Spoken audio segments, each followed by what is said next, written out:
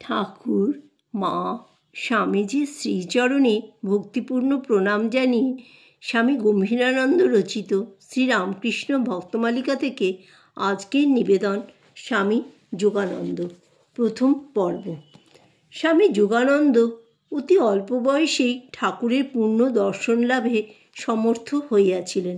লীলা প্রসঙ্গে আছে, প্রথম আগমন দিবসে ঠাকুর ইহাকে দেখিয়া এবং ইহার পরিচয় পাইয়া বিশেষ প্রীত হইয়াছিলেন এবং বুঝিয়াছিলেন তাহার নিকটে ধর্মলাভ করিতে আসিবে বলিয়া যে সকল ব্যক্তিকে শ্রী শ্রী জগন্মাতা তাহাকে বহু পূর্বে দেখাইয়াছিলেন, যোগিন কেবলমাত্র তাহাদের অন্যতম নহেন, কিন্তু যে 6 জন বিশেষ ব্যক্তিকে ঈশ্বরকোটি বলিয়া জগদম্বার কৃপায় তিনি পরে জানিতে পারিয়াছিলেন, ইনি তাহাদিগেরও অন্যতম।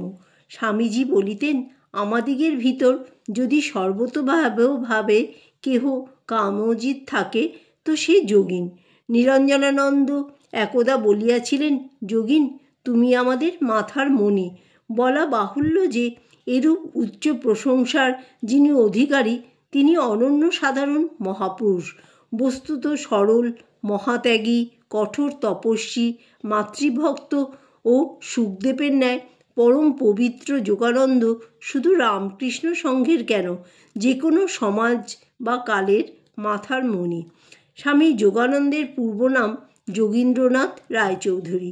দক্ষিণেশ্বরের সুবিখ্যাত সাবর্ণ চৌধুরীদের বংশে 1861 খ্রিস্টাব্দের মার্চ মাসে শনিবার ইহার জন্ম হয়। পিতা নবীনচন্দ্র চৌধুরী মহাশয় নিষ্ঠাবান ধার্মিক ব্রাহ্মণ ছিলেন এবং পূজা ও ধ্যানাদিতে অনেক সময় অতিবাহিত করিতেন। সেই জন্য সমৃদ্ধি সম্পন্ন জমিদার বংশে জন্মগ্রহণ করিয়াও বিষয় বিমুখতার ফলে অচিরেই দারিদ্র্যগ্রস্ত হন। যোগিনের তখন মাত্র কৈশোর। পিতা আশা পোষণ করিতে লাগিলেন, যোগিন বড় হইয়া সংসারের ভার গ্রহণ করিবে এবং দারিদ্র্যেরও লাঘব করিবে, কিন্তু ওইরূপ কোনো লক্ষণ যোগিনের চরিত্রে দেখা গেল না। বরং বয়স হওয়ার সঙ্গে সঙ্গে ভগবান লাভের জন্য স্বভাবজাত আকাঙ্ক্ষা তাহার মনকে অধিকার করিয়া বসিল। তিনি নিজেই বলিতেন যে অতি শৈশবকালে এক অভাবনীয় ভাবনায় তিনি বিভোর থাকিতেন। 5 বৎসর বয়সের শিশুর ক্রীড়া চাপল্যের মধ্যেও অকস্মাৎ অনন্তের ডাক আসিয়া তাহাকে আনমনা করিয়া তুলিত। তিনি উদাস প্রাণে আকাশের দিকে তাকাইয়া ভাবিতেন, এ কোথায় এসেছি, আমি তো এখানকার লোক নই। তাহার মনে হইত তিনি ওই সুদূর নক্ষত্রপুঞ্জের মধ্যে তারার মালা পরিয়া বসিয়া আছেন, তাহার খেলার সাথী ওইখানে আছে, এখানে নয়। মাঝে মাঝে সে দেশে ফিরিয়া যাইবার জন্য তাহার মন ব্যাকুল হইত। ক্রমে যোগিনের উপনয়ন হইয়া গেল। এখন তিনি পূজা ধ্যানাদির অধিকতর সুযোগ পাইয়া প্রাণে একটা তৃপ্তি অনুভব করিলেন এবং উহাতে অনেক সময় কাটাইতে লাগিলেন। ওই সময়ে তিনি রামায়ণ, মহাভারত প্রভৃতি পুস্তকও পাঠ করিতেন। এছাড়াও তাহার বাটি প্রায় ভাগবত পাঠ ও কীর্তনাদিতে মুখরিত থাকায় তাহার ও সকলের মনে সর্বদা ধর্মভাব জাগরুক থাকিত। যথাসময়ে পিতা তাহাকে আগরপাড়া মিশনারি বিদ্যালয়ে ভর্তি করিয়া দিলেন। বিদ্যালয়ে পাঠে নিরত থাকিলেও দক্ষিণেশ্বরের কালী মন্দির সংলগ্ন উদ্যানের সন্নিকটেই তাহার গৃহ অবস্থিত থাকায় তিনি প্রায়ই তথায় ভ্রমণ করিতে আসিতেন।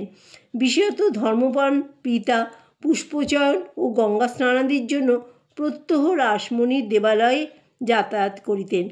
এইরূপে দক্ষিণেশ্বর মন্দিরের সহিত তাহার আশৈশব সম্বন্ধ ছিল বলিলেই চলে। তিনি পরমহংসদেবের নামও শুনিয়াছিলেন এবং তাহাকে দেখিবার ইচ্ছাও পোষণ করিতেন, কিন্তু স্বভাবসুলভ লজ্জা ঘনিষ্ঠতার পথ রুদ্ধ করিয়া রাখিত।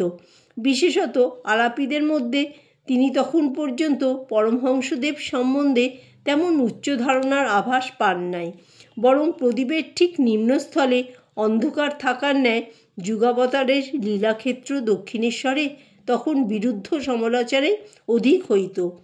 ইতোমধ্যে কেশবচন্দ্র শ্রীরামকৃষ্ণকে কলকাতার শিক্ষিত সমাজে সুপরিচিত করিয়া দিয়াছেন। কেশবচন্দ্রের প্রবন্ধাদি পড়িয়া যোগিন শ্রীরামকৃষ্ণের দর্শনে উৎসুক হইলেন, কিন্তু পরিচয় করাইয়া দিবেন কে? এমন সময় একদা কালীবাড়ির উদ্যানে ভ্রমণ করিতে করিতে তাহার একটি ফুল পাইবার আকাঙ্ক্ষা হইল এবং সম্মুখেই অতি সাধারণ পোশাক পরিহিত একজনকে দেখিয়া ভাবিলেন, এই ব্যক্তি নিশ্চয়ই বাগানের মালি। সুতরাং ফুলটি তুলিয়া দিতে তাহাকে আদেশ করিলেন। আদিষ্ট পুরুষ অম্লান বদনে তুলিয়া দিয়া চলিয়া গেলেন। ইহার পর একদিন যোগিন দেখিলেন, এক গৃহে বসিয়া বহু ভদ্রলোক নিমিষ্ট মনে সেই পূর্বদৃষ্ট মালির বাণী শুনিতেছেন, আর উপদেষ্টা অবিরাম তত্ত্বকথা বলিয়া যাইতেছেন। ইহাতে তিনি যুগপৎ বিস্ময় ও লজ্জায় অভিভূত হইলেন। তাহার বুঝিতে বাকি রইল না যে দক্ষিণেশ্বরের লোকেরা যাহাকে পাগলা বামুন বলে এবং কেশবচন্দ্র যাহাকে পরমহংস শ্রীরামকৃষ্ণ বলিয়া প্রচার করেন, ইনি তিনি। মনে শতই প্রশ্ন উঠিল, পাগল যদি হন তবে এত লোক কেন? ঔৎসুক্য জাগরিত হয় কি প্রসঙ্গ হইতেছে জানিবার জন্য তিনি আরও অগ্রসর হইয়া দ্বারের পার্শ্বে স্থান গ্রহণ করিলেন। যোগিন মৌন বিস্ময়ে কাষ্ঠবৎ বাহিরে দণ্ডায়মান। এমন সময় ঠাকুর একজনকে আদেশ করিলেন, বাইরে যারা আছে তাদের ভেতরে নিয়ে এসো।